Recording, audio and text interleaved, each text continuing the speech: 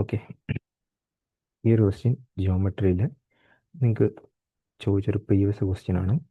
ഇതിനകത്ത് പറയുന്നുണ്ട് ഒരു പാരലോഗ്രാം ഉണ്ട്. പാരലോഗ്രാം എന്ന് പറയുമ്പോൾ അറിയാം, രണ്ട് സൈഡും പാരലായിരിക്കും. എപ്പോഴും രണ്ട് സൈഡ് പാരലായിരിക്കും. ഓപ്പോസിറ്റ് സൈഡ്സ് പാരലും ആയിരിക്കും, ഈക്വലും ആയിരിക്കും.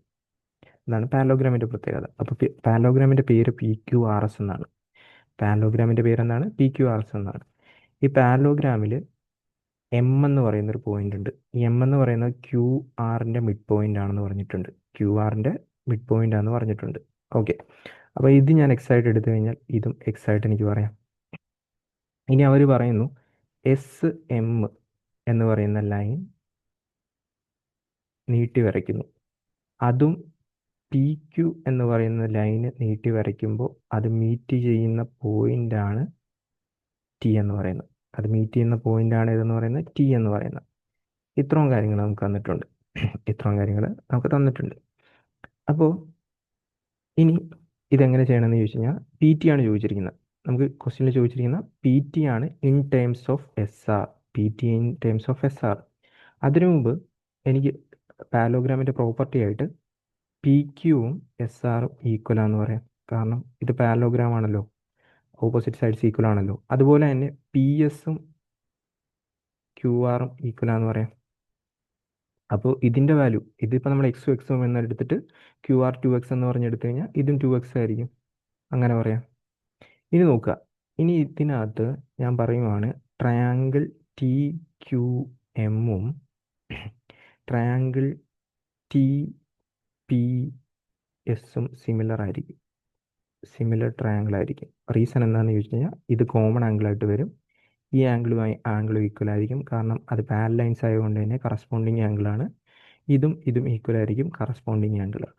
അപ്പോൾ നമുക്കറിയാം സൈഡ്സിൻ്റെ റേഷ്യോ എന്ന് പറയുന്നത് ഇതിനകത്ത് TQ/TP equal to TM/TS equal to QM/PS എന്ന് പറഞ്ഞ് കിട്ടും. ഇതിനകത്ത് നമുക്ക് QM-ൻ്റെയും PS-ൻ്റെയും വാല്യൂ അറിയാം. അപ്പോൾ നമുക്ക് വേണമെങ്കിൽ ഇതിനെ മാറ്റിയിട്ട് അത് സബ്സ്റ്റിറ്റ്യൂട്ട് ചെയ്ത് കൊടുക്കാം. x/2x എന്ന് പറഞ്ഞു കൊടുക്കാം, അല്ലെങ്കിൽ 1/2 എന്ന് പറഞ്ഞ് കിട്ടും. സൈഡ്സിൻ്റെ റേഷ്യോ എന്ത് കിട്ടും? 1/2. സൈഡ്സിൻ്റെ റേഷ്യോ 1/2. അപ്പോൾ ഞാനാണെങ്കിൽ ഇതിനകത്ത് ഇപ്പം നിങ്ങൾ ഇത് നോക്കുക, TQ/TP. TQ/TP എന്ന് പറയുമ്പോൾ ഈ സൈഡ് ഈ സൈഡ് അല്ലേ, അതിൻ്റെ റേഷ്യോ 1:2 ആണെങ്കിൽ ഇത് 1 ആണെങ്കിൽ ഇത് ടോട്ടൽ 2 എന്നർത്ഥം. അല്ലെങ്കിൽ എനിക്ക് വേറെ രീതിയിൽ പറയാം, ഇതും 1 ആയിരിക്കും എന്ന് പറയാം. അല്ലെങ്കിൽ എനിക്ക് എന്ത് പറയാം, PQവും QT ഈക്വലാന്ന് പറയാം. PQവും QTയും ഈക്വലാന്ന് പറയാം. PQവും QTയും ഈക്വലാന്ന് പറയാം. ഓക്കെ, PQവും QT ഈക്വലാന്ന് പറയാം. ഓക്കെ, അപ്പോൾ അതിൽ നിന്ന് തന്നെ നമുക്ക് വേണമെങ്കിൽ PT എന്ന് പറയുന്നത് 2 ടൈംസ് PQ എന്ന് പറയാം. PT എന്ന് പറയുമ്പോൾ 2 ടൈംസ് PQ എന്ന് പറയാം.